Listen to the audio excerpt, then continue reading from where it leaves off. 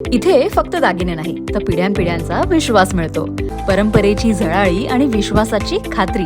Kailas अडगावकर jewellers, Datta मंदिर bus stop, Nashik road.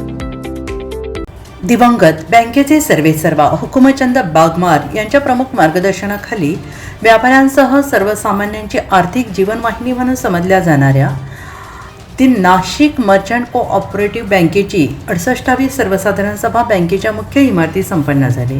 बँकेचे अध्यक्ष हेमंत दात्रक, उपाध्यक्ष प्रकाश दायमा आणि जनसंपर्क अधिकारी देवेंद्र पटेल यांच्या प्रमुख उपस्थितीत झालेली बँकेची सर्वसाधारण सभा खेळीमेळीच्या वातावरणात पार पडली.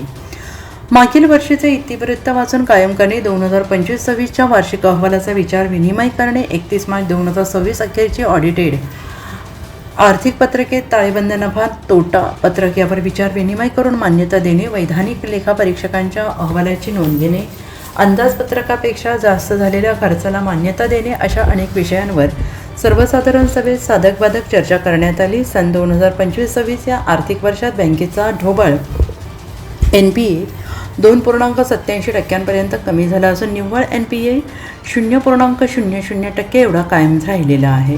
विशेष म्हणजे बऱ्याच वर्षानंतर आपल्या बँकेचा ढोबळ NPA हा 3% आत आणण्यात बँकेला यश आलेलं आहे. तसेच दरवर्षीप्रमाणे यंदाही भरघोस नफा मिळवला असून बँकेच्या सभासद, ठेवीदार, कर्जदार, खातेदार, हितचिंतक यांच्या सहकार्याने तसेच सर्व संचालक मंडळ, सेवकवृंद यांच्या अथक परिश्रमाने शक्य झाले आहे. बँकेने आर्थिक वर्ष सन 2025-26 मध्ये एकत्रित व्यवसाय 4,348 कोटी 42 लाख एवढा केला असून त्यामध्ये गेल्या वर्षाच्या तुलनेत 587 कोटी 12 लाख एवढ्या रकमेने वाढ झाली आहे. बँकेचा CD रेशो हा 59.80% एवढा आहे.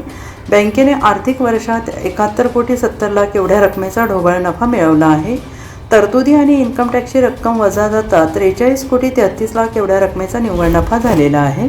आनंदाची बाब म्हणजे बँकेचा ढोबळ NPA हा 11 कोटी 45 लाखांनी कमी होऊन 46 कोटी 74 लाख एवढा झाला आहे. आणि या सर्व बाबींची दखल घेऊन ॲक्मे इन्फोमीडिया आणि नॅफकब यांच्या संयुक्त विद्यमाने आर्थिक वर्ष 2025-26 करिता दिला जाणारा सर्वोत्कृष्ट मल्टी स्टेट कोऑपरेटिव्ह बँक पुरस्कार, सर्वोत्कृष्ट चेअरपर्सन, सर्वोत्कृष्ट ट्रेझरी मॅनेजमेंट असे 3 पुरस्कार देऊन आपल्या बँकेस गौरवण्यात आलेला आहे. विशेष म्हणजे मराठवाड्यातील जालना मर्चंट कोऑपरेटिव्ह बँक आता नाशिक मर्चंट कोऑपरेटिव्ह बँकेत विलीन होणार असून मराठवाड्यातील नाशिक मर्चंट कोऑपरेटिव्ह बँकेच्या अनेक शाखांचा विस्तार होणार आहे. बँकेची 68वी सर्वसाधारण सभा संपन्न झाली. बँकेचा एकत्रित बिझनेस जो आहे तो 8500 कोटी क्रॉस झालेला आहे. बँकेचा ग्रॉस नफा हा 71 कोटी आहे.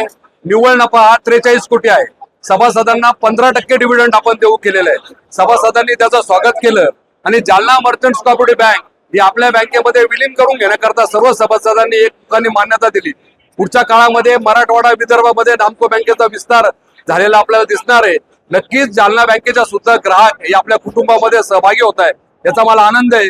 मी सभासदांचे लाख लाख आभार मानतो की ज्यांनी सर्वांनी संचालक मंडळावरती विश्वास दाखवला आणि या सभेला सर्वांनी एकमुखाने मान्यता दिली. मी आपल्या वतीने सर्वांना आवाहन करतो, पुढच्या काळामध्ये सुद्धा असाच नामको बँकेची घोडदौड चालू राहील. त्यांच्या विश्वासाला कुठलाही तडा जाणार नाही असं मी अध्यक्ष म्हणून सांगतो. जालना बँकेला सध्या रिझर्व्ह बँकेचे निर्बंध आहे. 52 कोटीचा NPA त्यांचा डिक्लेअर केलेला आहे. पण सुदैवाने 52 कोटीच्या NPA मध्ये जे 157 ग्राहक होते त्यांच्या सर्वांच्या प्रॉपर्टीजवर पोलिसांनी अटॅचमेंट लावलेले आहे आणि त्यांची रिकव्हरी झपाट्याने चालू आहे. पुढच्या वर्षभराच्या काळामध्ये ती रिकव्हरी होणार आहे.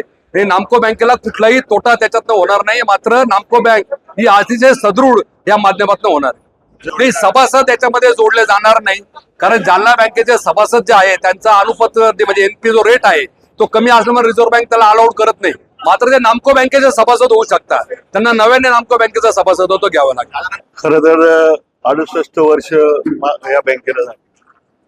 हुकुमचंद बागमार यांच्या नेतृत्वाखाली बँकेची प्रगती करीत असताना आज मामा नाही आणि ही सभा जी आहे इतक्या खेळीमेळीच्या वातावरणात झाली. या सभेचं वैशिष्ट्य असं आहे की आम्ही एक जालना मर्चंट बँक मर्ज करून घेतोय. त्याची आज सुरुवात होती. लोकांनी चांगल्या पद्धतीने मतदान केलेलं आहे.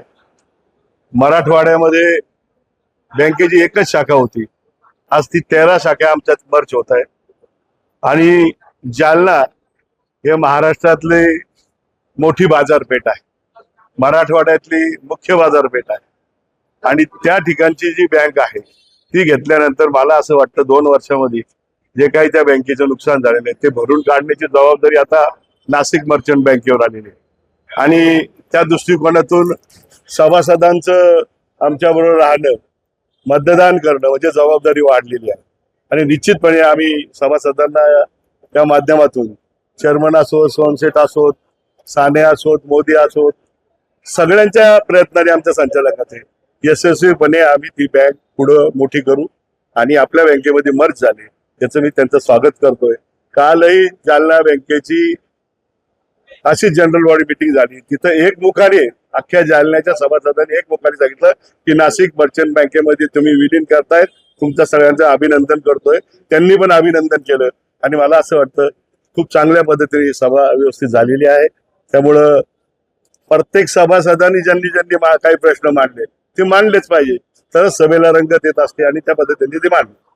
आणि या प्रसंगी बँकेचे ज्येष्ठ संचालक माजी आमदार वसंत गीते, सोनलाल भंडारी, विजय साने, महेंद्र बुराड, गणेश गीते, भानुदा चौधरी, नरेंद्र पवार, आकाश छाजेड, आकाश नहार, सुभाष नहार, हरीश लोढा, ललित कुमार मोदी, अविनाश गोठी, अशोक सोनजे, प्रफुल्ल संचेती, रंजन ठाकरे, सपना बागमार, शीतल भट्टड, प्रशांत दिवे, तज्ज्ञ संचालक तानाजी जायभावे, सम्यक सुराणा बँकेचे मुख्य कार्यकारी अधिकारी त्रिगुण कुलकर्णी, बोर्ड ऑफ मॅनेजमेंटचे सदस्य सुभाष छोरिया, जयप्रकाश जतेगावकर, सुभाष भंडारी यांच्यासह बँकेचे सभासद, हितचिंतक मोठ्या संख्येनं उपस्थित होते.